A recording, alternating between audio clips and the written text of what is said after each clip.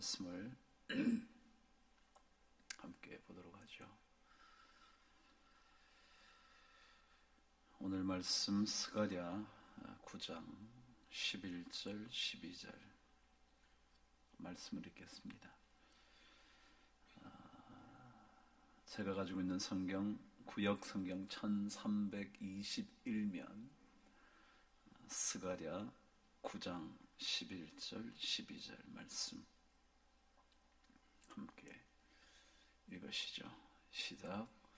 또 너로 말할진대 내 언약의 피로 말미암아 내가 내 갇힌 자들을 물 없는 구덩이에서 놓았나니 갇혀 있으나 소망을 품은 자들아 너희는 요새로 돌아올지니라. 내가 오늘도 이르노라. 내가 내게 갑절이나 갚을 것이라. 아멘. 한 번 더 말씀을 읽으시는데요, 하나님의 말씀을 여러분에게 직접 주시는 하나님의 말씀이라고 확신하시면서 말씀을 읽겠습니다. 시작. 또 너로 말할진대 내 언약의 피로 말미암아 내가 내 갇힌 자들을 물 없는 구덩이에서 놓았나니 갇혀 있으나 소망을 품은 자들아 너희는 요새로 돌아올지니라. 내가 오늘도 이르노라. 내가 내게 갑절이나 갚을 것이라. 아멘. 여러분 한 주간 잘 보내셨습니까? 얼마나 잘 보내셨습니까? 아주 대답이 잘 나와가지고요, 잘 보내신 걸로 믿고 감사합니다. 그러나 의외로 인생은 팍팍합니다.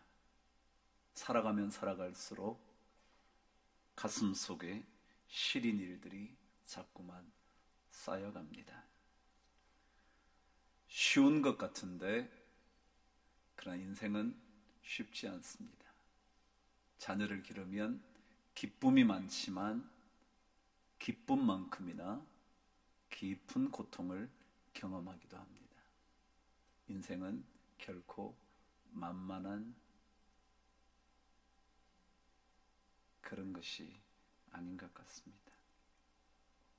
한때 유명 강사 섭외 1번이었다가 여러분도 아시는 대로 표절 문제 하나로 바닥까지 떨어져 버린 한 사람의 얘기가 다시 등장을 하게 되었습니다. 그가 그런 바닥에 떨어지면서 그리고 모든 방송에서 하차해야만 했고 그가 가지고 있는 기업의 수많은 일꾼들도 떠나버렸고 어디에도 불러주지 않는 정말 나락에 떨어진 인물이 되었죠. 그가 최근에 그 고통 중에 있으면서 써내려간 책 한 권이 나왔습니다. 근데 그 책에서 그녀가 이렇게 말을 했습니다. 우리는 불안하고 나약한 인간에 불과합니다. 그는 언제나 꿈을 얘기했습니다. 그녀는 언제나 희망을 얘기했습니다. 그래서 심지어 꿈이 있는 아내는 늙지 않는다 라는 얘기까지 할 정도였죠. 그런데 인생은 그렇게 쉽지 않더라는 거죠. 언제나 불안했고, 아니 자기 자신이 잘 나가고 있을 때에도 불안했었고, 그리고 나약한 인간에 불과했다는 것을 고통의 시간, 외로움의 시간 속에서 경험을 했다고 했습니다. 그녀가 이런 말을 적었더군요. 그날 밤 나는 논문을 펼쳤다. 한 줄 한 줄 다시 읽으며 무엇이 잘못됐는지 찾아 형광펜으로 밑줄을 긋고 빨간 펜으로 다시 고쳐 내려갔다. 일주일 꼬박 걸려 논문을 다시 썼다. 참 힘들었을 거예요. 좋은 인생인 줄 알았지만 언제 어떻게 될지도 모르는 인생이죠. 한번 광풍이 불어닥치면 어떤 선택조차, 어떠한 예측도 할 수 없는 것이 우리 인간이죠. 여러분 그렇죠? 한때는 그 사람 부르지 못해서 난리였던 기업들도 그의 이름조차 거명하지 않죠. 아니, 그 사람의 이야기를 하면서 비난하기 시작을 하죠. 그런 인생이 우리 인생입니다. 어떨 때는 사방을 둘러보면 모두가 벽인 것 같고 결코 허물어지지 않을 것 같은 철옹성처럼 우리를 둘러싸고 있죠. 빠져나갈 길 없는, 벗어날 수 없는, 완전히 갇혀버린 인생 같죠.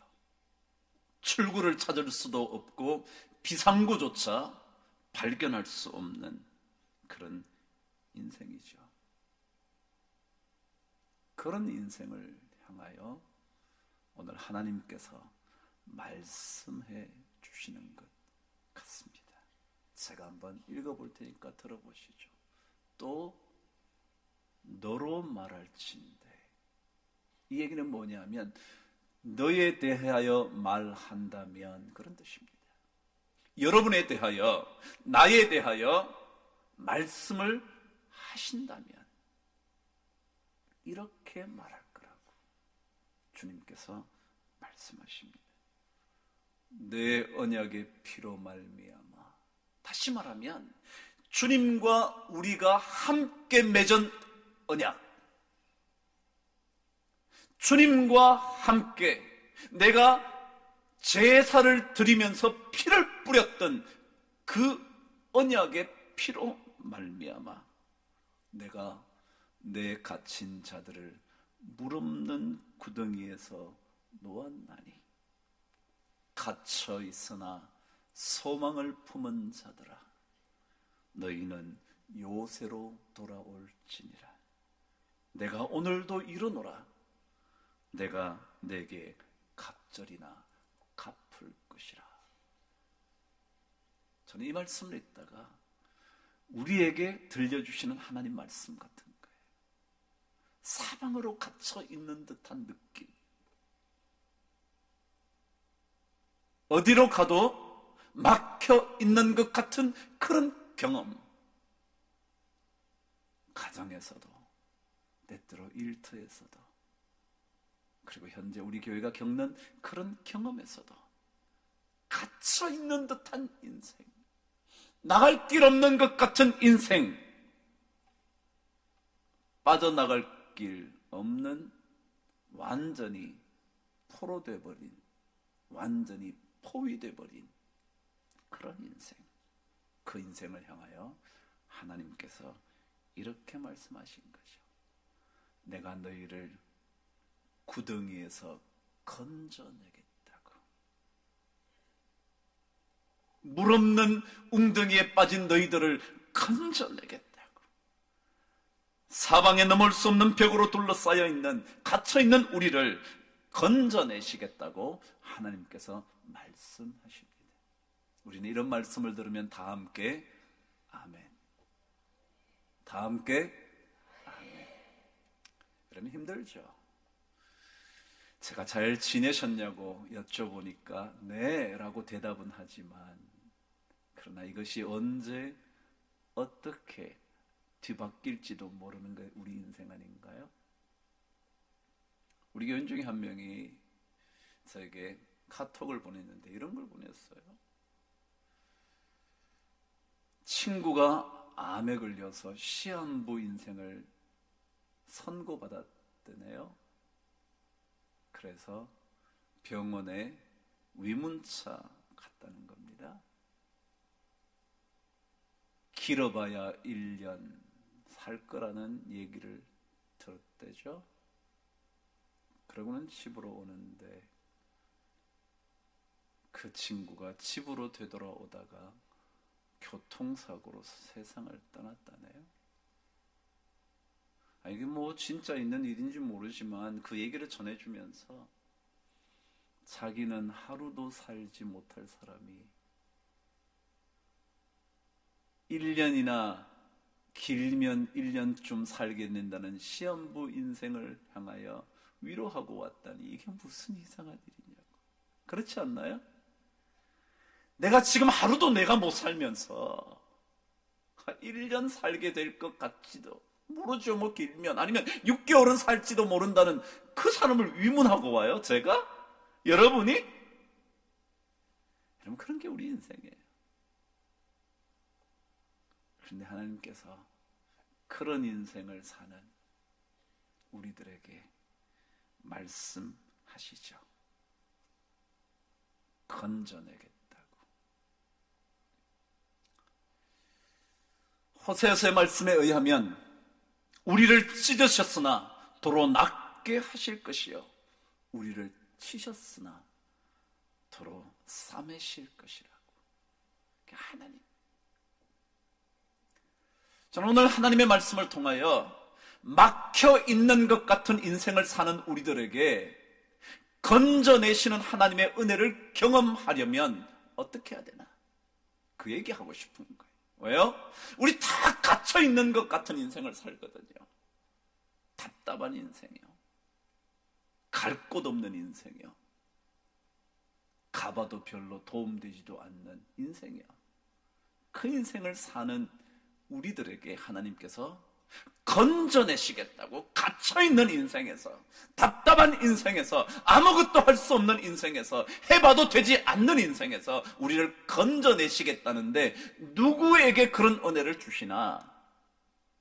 오늘 저와 함께 두 가지 중요한 이슈를 함께 살펴보도록 하죠.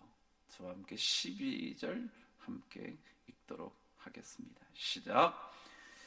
갇혀 있으나 소망을 품은 자들아. 그랬어요. 하나님께서 갇혀 있으나 소망을 품고 있는 자들에게 건져주시고 갑절로 갚아줄 거다.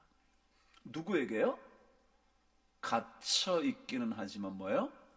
소망을 버리지 않는 사람이요. 힘들지만, 어렵지만, 갇혀 있지만 소망을 포기하지 않는 사람이요. 아무리 인생이 힘들어도 절대 희망을 버리지 않는 사람이요. 갇혀 있으나 소망을 품은 자들아. 여러분, 아무리 우리 인생이 갇힌 듯해도 소망을 품고 살아야 합니다. 소망을 버리지 말아야 합니다. 제가 조금 전에 서울에서 얘기했던 그 사람의 얘기는 계속 이렇게 이어졌습니다. 불행의 밑바닥에서 나는 소중한 한 가지를 발견했다. 그것은 바로 나는 그래도 살아있다는 절대 명제였다. 살아있음으로 인하여 생긴 고통은 살아있음으로 인하여 치유될 수 있다는 것을 사무치게 깨달았다. 뭐요? 살아있기 때문에 고통스러운 것, 살아가다 보니까 너무도 사방에 막혀있는 벽들을 많이 만나게 되지만 그럼에도 불구하고 살아있어야 치유받을 수 있다는 사실. 여러분, 힘들다고 삶을 내려놓으실 수 없잖아요. 소망을 포기할 수 없잖아요. 희망을 버릴 수 없잖아요. 갇혀있지만 소망을 품고 살아야 합니다. 답답하지만 소망의 줄은 붙잡고 살아야 합니다. 힘겨워서 어쩔 줄 몰라 인생 모두를 던져버리고 싶어도 소망의 닷줄을 절대로 놓치지 말아야 합니다. 왜냐하면 소망을 품고 있는 그 사람에게 갇혀있지만, 힘들지만, 고통스럽지만, 그럼에도 불구하고 소망을 품고 있다면 반드시 하나님께서 건져주시고 치유하여 주시고 갑절로 갚아주실 것이기 때문에 그렇습니다. 성경도 말합니다. 소망을 품고 주님을 섬기라고. 소망의 하나님께서 언제인가 우리에게 갚으실 것이라고. 그래서 사도 바울은 그의 로마서 그 유명한 모든 이야기, 모든 하나님의 가장 중요한 복음의 마지막을 15장에서 이런 기도를 하면서 정돈을 하는 겁니다. 여러분, 수많은 복음의 핵심의 진리를 막 설명해서, 그런데도 그 마지막은 이렇게 정돈이 되죠. 소망의 하나님이 모든 기쁨과 평강을 믿음 안에서 너희에게 충만하게 하사 성령의 능력으로 소망이 넘치게 하시기를 원하노라. 여러분, 로마서만큼 탁월한 신학적인 논증이 없답니다. 그럼에도 불구하고 그 모든 이야기를 정돈하는 15장에서 그는 소망의 하나님께서 성령의 능력 안에서 여러분과 우리에게 소망이 넘치게 하시기를 원하노라. 소망이 필요합니다. 소망. 아무리 힘들어도 우리가 배운 것은 없어도 우리가 할 수 있는 능력이 별로 없어서 갇혀있는 듯한 인생을 살아도 소망은 놓치지 말아야 한다. 소망의 끈을 붙잡고 살아있으면 반드시 치유될 거라고. 여러분, 갇혀있다고 생각될수록 소망을 품으십시오. 힘들다고 느껴질수록 소망의 줄을 꽉 붙잡고 계십시오. 그래야 하나님께서 건져주시는, 구덩이에서 놓아주시는, 구덩이에서 풀어주시는, 풀려나게 해주시는 은혜를 입게 될 줄 믿습니다. 그런데 오늘 성경은 그 소망을 붙잡으라고 말씀하신 하나님께서 두 번째 말씀하시는 것이 등장합니다. 12절 다시 한번 저와 읽겠습니다. 시작.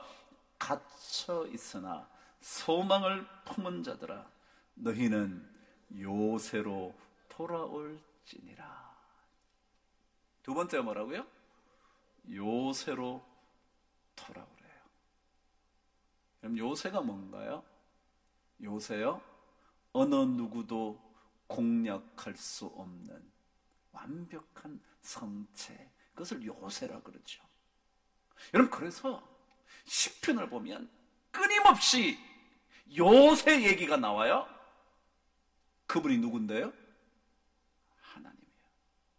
하나님은 요새시요, 여호와는 나의 반석이시요 나의 요새시요 나를 위하여 나를 건지시는 자시요. 하나님은 나의 견고한 요새시요. 오늘 성경 말합니다.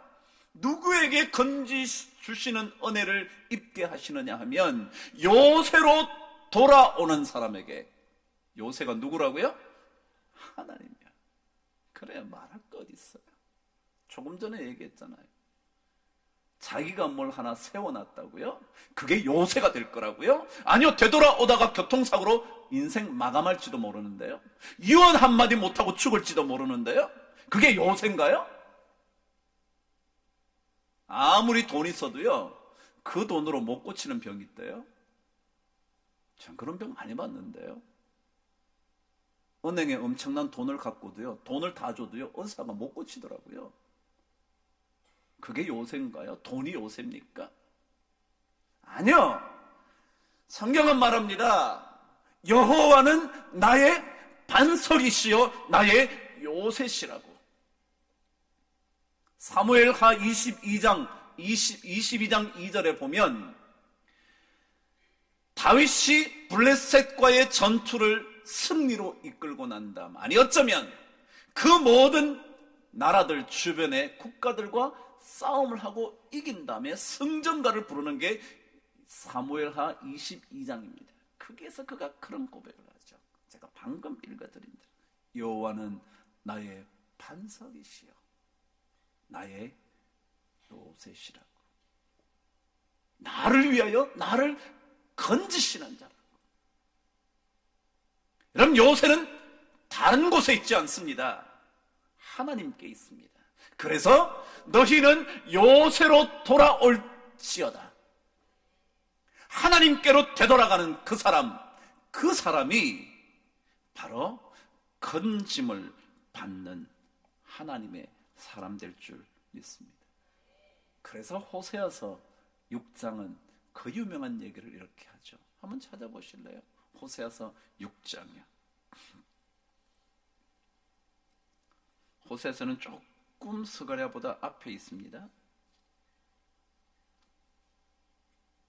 호세아 6장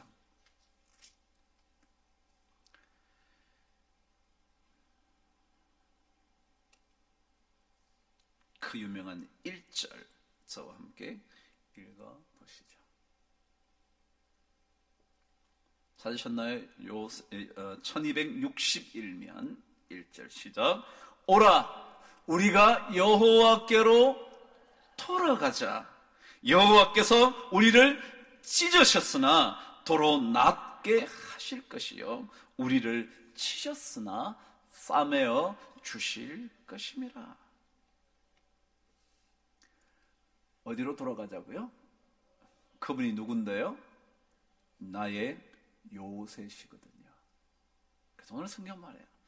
갇혀있는 자들이 그 갇혀있는 곳에서부터 풀려나는 은혜를 입으려면 소망을 품고 우리의 요새이신 누구에게로요? 하나님께로 되돌아갈 때, 그때라야 우리는 건지심의 은혜를 입게 될 줄 믿습니다. 여러분에게 요새가 될 수 있는 것 그리 많지 않습니다. 아니, 요새인 것처럼 보이지만 아닙니다. 제가 얼마 전에 교육방송을 보니까 어린 자녀들이 특별히 일하시는 부모를 둔 자녀들이요, 하루에 혼자 있는 시간이 5시간쯤 된답니다. 5시간. 그런데 연구 결과에 의하면 혼자 있는 아이들에게서 폭력성과 공격적인 성향이 많아진답니다. 혼자 있는 아이가 뭐예요? 공격적이고 폭력적인 아이가 많이 나옵니다. 우린 자식들에게 돈 좀 잘 벌어서 원하는 거 척척 해주면 좋을 것 같아. 다 돈 벌러 다니죠. 자식 놔두고. 근데 그런 아이들이 폭력적이 되기가 쉽고 공격적인 성향을 지니고 산대요. 우리는 돈이 요새인 줄 알아요.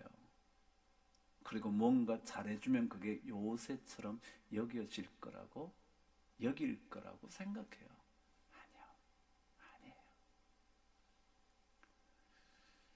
여기 혹시 자식 내버려 두고 돈 열심히 버는 부모님 계시나요? 저도 뭐 그 중에 한 사람이겠죠. 목회한다고 자식은 뭐 돌볼 일이 없죠. 근데 그거 좋은 일 아니더라고요. 좋은 일 아니에요. 여러분, 너무 돈 벌러 다니지 마세요. 여러분은 돈을 가지고 자식들에게 잘해주면 그들에게 든든한 요새가 되어줄 거라고 생각하실지 모르지만 아니에요. 절대 아니에요. 오늘 성경은 말해요. 너희는 요새로 돌아올지니라. 누가 요새냐면, 무엇이 요새냐면 돈이 아니고요, 뭔가 넉넉하게 공급해 주는 그 무엇이 아니고요, 성경은 말합니다. 여호와 그분이 우리의 요새시라고. 그래서 그분께 돌아가야 됩니다. 그분께 돌아가면 그분은 반드시 해결합니다. 자, 그렇다면 우리가 그분께 되돌아가면 건져주신다는데 왜 그분이 건져주시나? 왜 우리가 건짐을 받는가? 그 첫 번째 이유 하나 들어보시죠. 오늘 말씀 11절 다시 한번 읽어보도록 하시죠. 11절 다시 한번 가보실래요? 스가랴 11절 찾으셨나요? 자, 읽어보실까요? 시작. 또 너로 말할진대 내 언약의 피로 말미암아 내가 너를 구덩이에서 건지겠다는 거예요. 내 언약의 피, 다시 말하면요, 하나님께서 우리와 맺은 언약은 절대로 변하지 않기 때문에, 하나님은 그 언약을 잊지 않으시기 때문에 그 언약대로 그대로 하실 분이기 때문에. 여러분, 언젠가 제가 스가랴서 말씀을 전하면서 스가랴의 뜻을 말씀을 드렸습니다.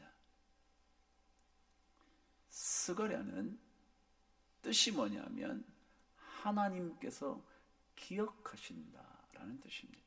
하나님이 뭐 하신다고요? 기억하신다. 자카르, 기억한다. 스가랴는 하나님께서 기억한다. 하나님은 우리와 맺은 언약, 제가 피로제사를 드릴 때 그때 맺어진 언약 절대로 잊어버리지 않습니다. 그래서 내 언약의 피로 말미암아 내가 너를 건지겠다. 사람의 약속은요 다 그래요. 불변할 거라고 말하는 것 다 거짓말이에요. 사랑은 영원하다는 것 다 거짓말이에요. 다 거짓말. 알면 결혼 안 했을걸. 몰라가지고 한 거지. 여러분, 불변하는 거는요 하나님께서 우리와 맺은 언약이요. 내 주와 맺은 언약은 그 다음 뭐예요? 영불변하시. 그런 거예요. 그런 거라고요. 다른 거요 믿지 마세요. 하나님과 맺은 언약만 영원하고 불변하고 변하지 않아요. 하나님은 약속하신 것, 시건하시는 법이 없다고 말씀하셨어요. 그래서 우리는 그분께 돌아가야 됩니다. 돌아가야 하는 이유요? 돌아가야만 건짐을 받는 이유요? 하나님은요 언약하신 대로 우리를 만나 주실 것이기 때문에. 두 번째, 11절 다시 읽어보시면 이렇게 기록되어 있어요. 시작. 또 너로 말할진대, 그 다음 뭐예요? 내 언약의 피로 말미암아 내가 내 갇힌 자들을 물 없는 구덩이에서 놓았다 그랬어요. 어디에서요? 물 없는 구덩이에요. 물 없는 구덩이 저는 좋아해요. 요셉을 형들이 빠뜨렸던 곳이 구덩이였어요. 근데 거기에 뭐가 없었대요? 물이 없었대요. 물이 있었다면 죽었을 텐데 물이 없어서 살았어요. 다시 말하면 왜 우리가 하나님께로 되돌아가면, 소망을 품고 하나님께로 되돌아가면 우리가 건짐을 받느냐면요, 그분은 처음부터 우리가 고통을 당하는 순간부터 그분은 이미 물 없는 구덩이를 준비해 놓으신 거예요. 물 없는 구덩이. 저는 이것을 가르쳐 하나님은 처음부터 소망의 씨앗은 반드시 두시는 분이기 때문이다. 소망의 씨앗을 두시는 거예요. 우리가 구덩이에 빠졌어요. 고통에 빠졌어요. 갇혀 있어요. 빠져나갈 길 없는 것 같아요. 그런데요, 하나님은 그 어느 곳에, 그 어느 구석에 뭘 남겨둬요? 소망의 씨앗을 남겨둬요. 구덩이에 빠뜨렸는데요, 뭐라고요? 물이 없어요. 그게 하나님의 놀라운 소망의 씨앗이에요. 성경은 끊임없이 말하죠. 상수리 나무가 다 베일지라도 그 그루터기는 남는다고. 그루터기. 그게 남은 자 사상이에요? 남아있는 거예요. 다 끝난 것 같은데 아니에요. 우리가 소망을 품어야 하는 이유가 뭐냐면요, 다 끝난 것 같지만 아니에요. 소망의 씨앗이 처음부터 있었어요. 저 힘들어요, 여러분. 제가 자꾸 힘들다니까 여러분도 듣기 싫죠? 저도 하고 싶지 않아요. 그런데 왜 이 얘기를 하고 제가 말씀을 전하느냐 하면, 힘들지만 우리는 소망을 포기할 수 없어요. 왠지 아세요? 하나님이 처음부터요, 소망의 씨앗인 구덩이에 물을 없게 해놓으셨거든요. 물이 있었다면 이미 끝난 거예요. 물이 우리를 침몰했을 거예요. 근데 아니에요. 끝날 수 없어요. 소망의 씨앗이 우리에게 남아있기 때문에. 그래서 이사야 42장 3절에 보면 그분은 뭐라고요? 상한 갈대를 꺾지. 상했으니까 필요 없잖아요. 어디다 쓰겠어요? 버려야지. 꺾어버릴 거예요. 근데 그렇지 않아요. 상한 갈대도 꺾지 않으시고, 그 다음에 꺼져가는 심지도 끄지 않는데. 꺼져가는 거니까 이제 끝난 거잖아요. 그냥 빨리 불어서 냄새 안 나야지. 그렇잖아요. 꺼져가면요 점점 냄새만 심해져요. 그러니까 빨리 꺼버리는 게 나아요. 어차피 살아날 것도 아닌데 뭐. 근데 아니요, 그렇지 않대요. 꺼져가는 심지도 끄지 않으시는 거예요. 놀랍죠? 그래서 우리가 소망을 품고 사는 거예요, 여러분.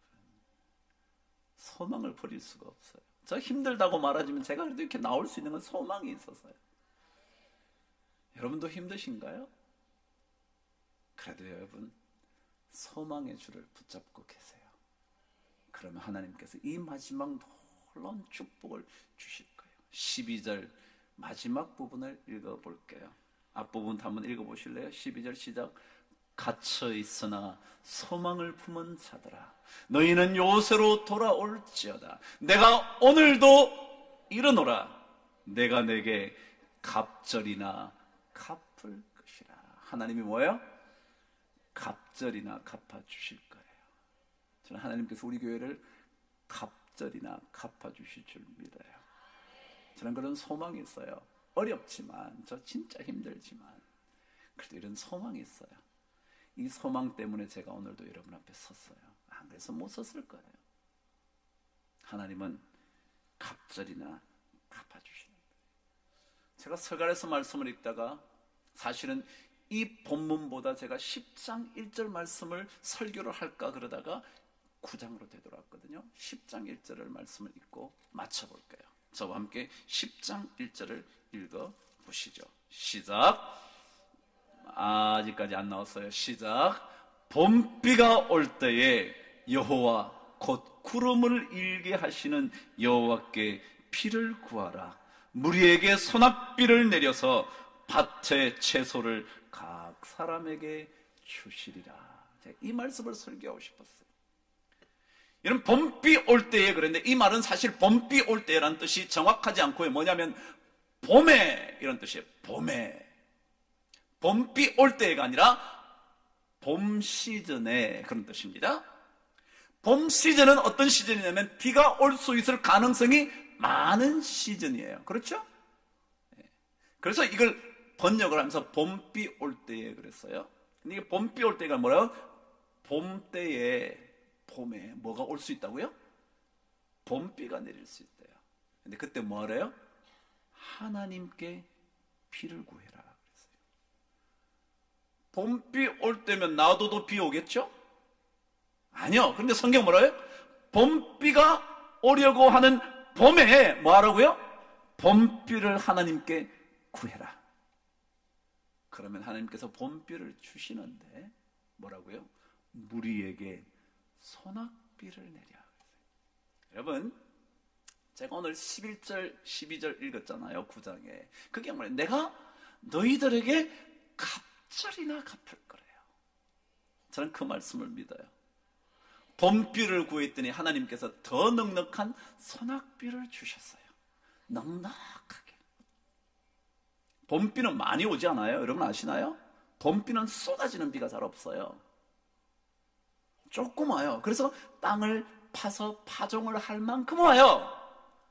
그런데 하나님께서 소낙비를 넉넉하게 줘가지고요, 파종을 하고도 한동안 비가 없어도 씨앗이 안에서 자랄 수 있도록 해주신대요. 그게 하나님 은혜예요. 이게 갑절이나 갚겠다는 하나님의 말씀 같은 거예요. 그래요.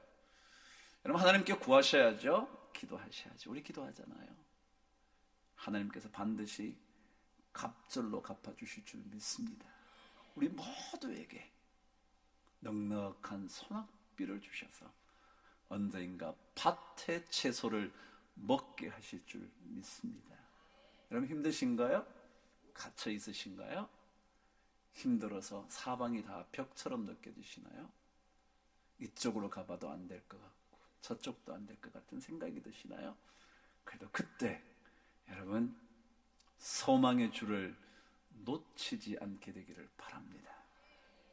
정말 사도 바울의 기도처럼 소망의 하나님께서 성령의 능력 안에서 여러분 모두에게, 우리 모두에게 소망을 넘치게 하여 주시기를 간절히 축복합니다. 그렇게 되면 갇혀있지만 소망을 품은 자들에게 베푸실 하나님의 놀라운 은혜가 여러분의 것이 될 줄 믿습니다. 여러분 힘들지만 우리 함께 소망을 잘 품고 걸어가시게 되기를 주의 이름으로 축복합니다. 기도하겠습니다. 하나님 아버지,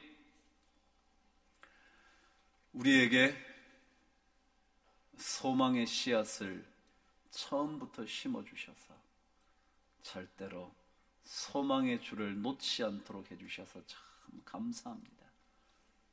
하나님 아버지, 갇혀 있을수록 소망을 품게 하여 주셔서 갇혀 있을수록 더욱더 하나님께, 요새이신 하나님께 돌아가게 하여 주셔서 갑절로 되돌려받는 삶이 되도록 도와주시옵소서. 우리 모든 성도들에게 그런 은혜가 넉넉하게 임하기를 우리 주 예수 그리스도 이름으로 기도드리옵나이다. 아멘.